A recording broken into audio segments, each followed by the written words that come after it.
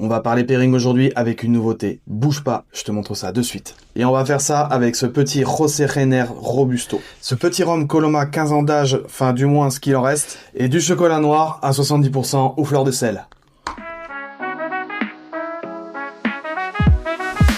Eh bien, on peut dire qu'il fait pas dans la subtilité, celui-là. D'entrée de jeu, c'est très franc et très gourmand. Les premières volutes sont fruitées avec de la noisette, du boisé et des petites touches de pain grillé, sur une puissance plus ou moins médium. Le rhum accentue le côté gras et la noisette. Et franchement, c'est pas mal du tout. Ah, et au fait, si tu ne le savais pas, José Reiner, c'est le fondateur de la maison Hoyo de Monterrey. Donc ce cigare est entre guillemets un hommage. Mais est-ce qu'il le sera vraiment jusqu'au bout?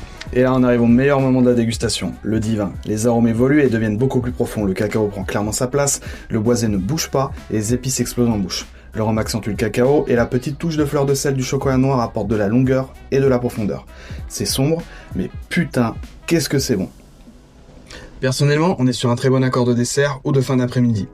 Pas de prise de tête, ça passe tout seul. Le purin, eh bien écoute, ça marche plutôt bien.